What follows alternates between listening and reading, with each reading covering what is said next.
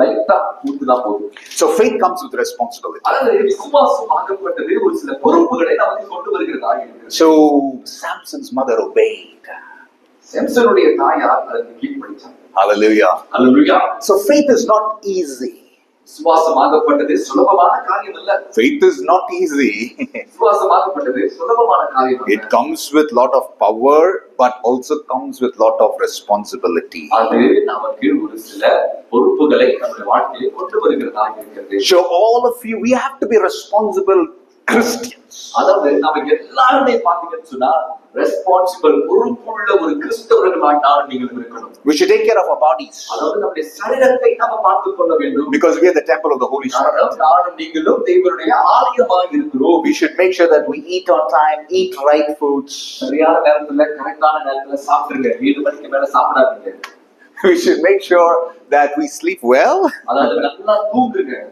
Of course, in ministry it is a challenge, of course. ஊழியத்துல பல சில சவால்கள் இருக்கிறது தூங்க வேண்டிய காரியத்துல. We have to make sacrifices. அதாவது ஒரு சில தியாகங்களை நாம செய்ய வேண்டியதா இருக்கிறது. But God takes care of us even in those times. ஆனால் கர்த்தர் நம்மை பாதுகாத்து நடத்துகிற ஒரு But generally, take care of your body. அதனால நான் என்ன சொல்ல வரேன்னு சொன்ன ஆலோசனையாக உங்க சரீரத்தை நீங்களே பார்த்துக் கொள்ளுங்கள். And when you look at the mirror, அதாவது when you look at the mirror, நீங்க கண்ணாடியை பார்க்கும் பொழுது don't say I'm very ugly.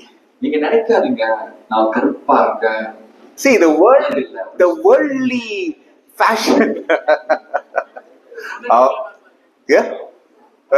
The worldly fashion people, they will put one kind of a picture and say, oh, this is how you should be. No, God loves you just the way you are.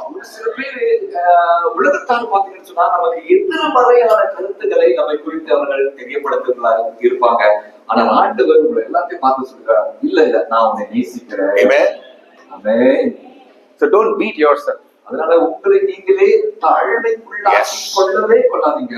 You are precious, beloved and beautiful in God's sight. நீங்க தேவனுடைய பார்வையில் நீங்க எல்லாருமே வெள்ளையேற பெற்றவர்களா. Hallelujah.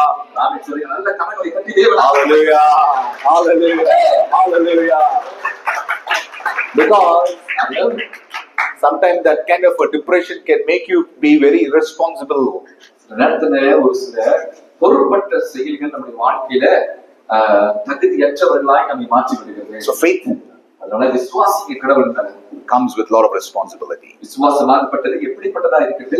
பொறுப்புள்ள ஒரு விசுவாசமாய் இருக்க வேண்டும். Finally, கடைசியாக Luke's Gospel 1. லூக்கா 1ஆம் அதிகாரம். You may be thinking what this preacher said, Judges he said finally, but now is coming to Luke one more finally.